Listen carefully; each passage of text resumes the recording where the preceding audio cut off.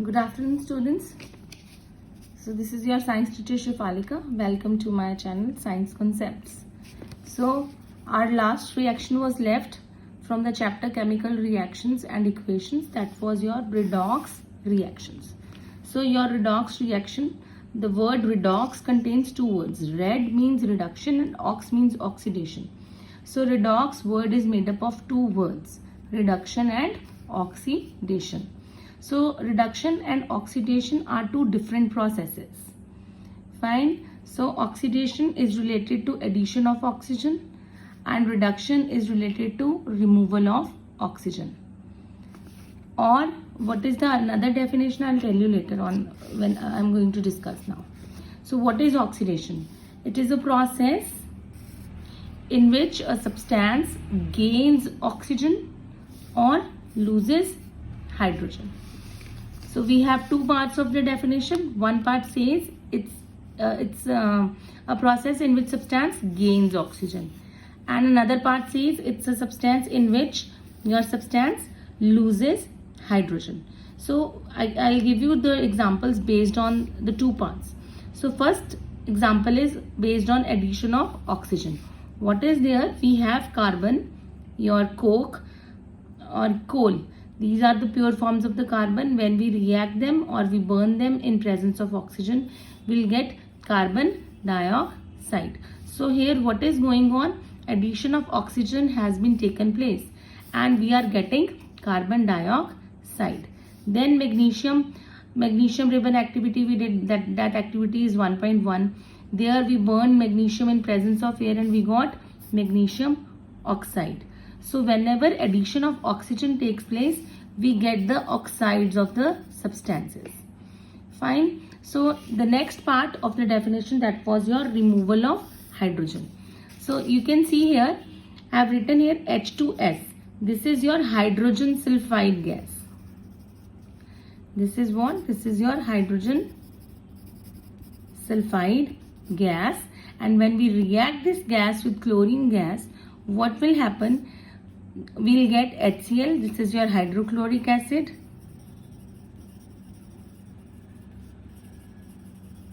And we'll get sulfur. So what is going on? This H2S is undergoing oxidation. We can say this is going oxidation process. And how it is going oxidation process? By the removal of hydrogen. So here we can say that oxidation has taken place because from H2S, hydrogen, it combines with the chlorine and the sulfur is left alone. So this is what? This is oxidation. Next is your reduction process. So what is reduction process? It is a process in which a substance gains hydrogen or it loses oxygen. So we have two parts. One says reduction is a process in which substance gains hydrogen or in which substance loses oxygen. So I'll show you the both types of reactions. So these are the examples. Addition of hydrogen, ammonia, chlorine is there, and then we are getting N2 plus HCl. So what is happening here? Your chlorine. In chlorine molecule, hydrogen has been added in the products. It means chlorine got reduced here. Reduction has been taken place in the chlorine molecule. That's why it formed HCl. Then second part says removal of oxygen. We have ZNO, that is your zinc oxide. When we react with carbon, it will form zinc plus carbon monoxide. So your zinc has been reduced. Zinc oxide has been reduced to zinc. So these are the examples. Next. Now you must be wondering that if the oxidation and reduction processes, both processes are opposite to one another, then why we use this word? Why we use this word redox here? So redox means reduction and oxidation. What happens in a single reaction? The reduction and oxidation processes, they takes place simultaneously. They always goes on simultaneously. Simultaneously means they go side by side. We can say if one substance is undergoing oxidation, the other substance on the reactant side will undergo reduction process. So that's why we always say redox reactions. Fine. So I have an example for you. This here what we have copper oxide, then we have hydrogen gas, and it is forming in the products. We are having copper plus we are having your water molecule. So what is there? Just wait, I'll show you.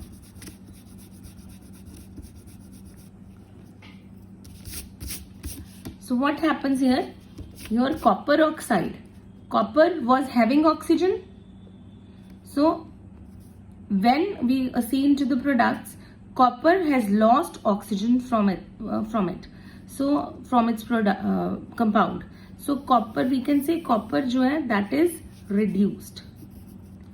So reduction taken place, reduction of copper oxide, because copper oxide loses oxygen and forms copper, and hydrogen is gaining oxygen and forming water molecule. So here we'll say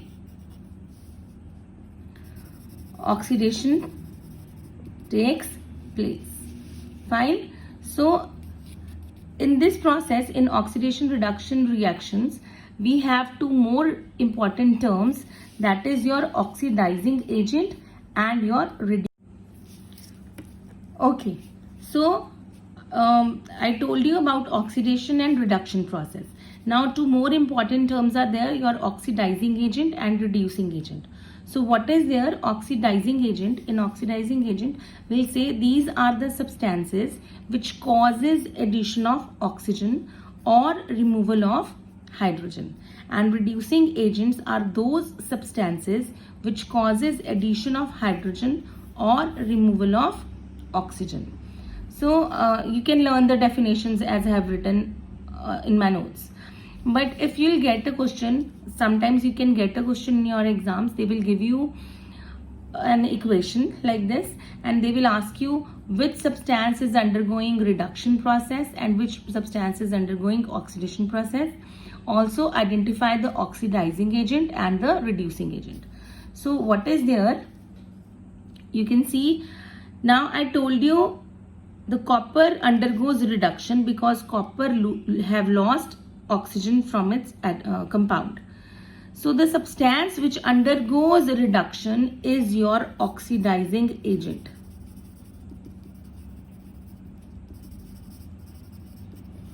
And the substance which undergoes oxidation, that is your reducing agent.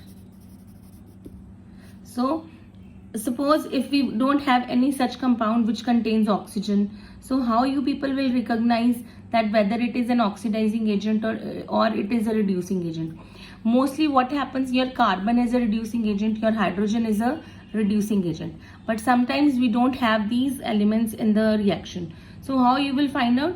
First of all, you have to find out which is undergoing oxidation and which compound is undergoing oxidation.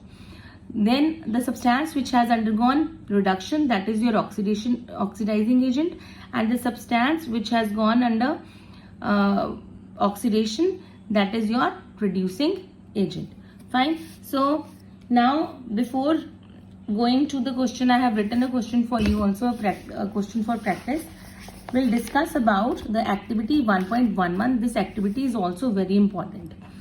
Okay, so what is there? We have to take a china dish. This is your china dish. We have to take a china dish, and in the china dish we have to put some copper powder. Your copper powder is brownish in color. When we heat this copper powder, what happens? Your copper powder will change to black. It becomes coated with black color. So what is that black substance? That is your copper oxide, or you can say copper 2 oxide. Why we have written 2 here? Because the valency of copper in this compound is +2 or +2. So this is because oxygen is added to copper. So you can see here, what is the observation for it? What is the observation? When copper metal is heated, it gets oxidized to form copper oxide. So, okay, let's read it from here. This is because why this happens, why black colored substance copper oxide has been formed, because the copper metal, it reacts with, when we heated the copper, it reacts with oxygen and it forms copper oxide. So this process is your oxidation process. Fine. So we can reverse this process. How we'll reverse this process? We'll add some reagent that can take away this oxygen from copper oxide, and obviously that is your reducing agent. So if hydrogen gas is passed over this heated material, the black coating on the surface turns brown again as the reverse reaction takes place and copper is obtained. So CuO plus hydrogen gas gives you Cu plus H2O, copper plus water. So I have told you about oxidizing and reducing agents, oxidation and reduction also. So here we'll end up with the topic of oxidation and reduction, or about the redox reactions. So now I have written some practice questions in which I teach you how to recognize the oxidizing and reducing agents. So you can see it here. See, in this way you'll get the question: identify the substance oxidized and reduced. Also find out the oxidizing and reducing agents in the following reactions. So we'll see the first reaction, that is your MnO2, that is manganese dioxide, hydrochloric acid, manganese chloride, we are getting water and chlorine. So obviously Mn2 is your oxidizing agent, because Mn2 is getting reduced to MnCl2. So it is undergoing reduction. So when something is undergoing reduction, we'll say this is an oxidizing agent. And HCl, in HCl your hydrogen is gaining oxygen, so it means it is undergoing oxidation, hence we'll say it is a reducing agent. Similarly, we'll do the next question. Pb3O4, your lead oxide and hydrochloric acid, PbCl2 plus H2O. So same here, it is being reduced. So it is an oxidizing agent. HCl undergone oxidation. So this is your reducing agent. Next also, next what happened in the next reaction? We have copper sulfate plus zinc. We are getting copper plus zinc sulfate. So here this is the oxygen containing substance, copper sulfate. So we'll say copper sulfate is reduced. So if it is reduced, this is your oxidizing agent. Zinc got it undergoes oxidation. So zinc is your reducing agent. Fine. Similarly, in the next equation, what is there? Fe plus H2O gives you Fe2 ferric oxide plus hydrogen. So Fe is getting oxidized. So we'll say it undergoes oxidation. So it is your reducing agent. Your water molecule contains oxygen and it has been reduced to hydrogen. So we'll say it is undergoing reduction process, and H2O is your oxidizing agent. Similarly, copper oxide plus H2 is there. So copper oxide has undergone reduction. So this is your oxidizing agent, and H2, your hydrogen has undergone oxidation. So it is your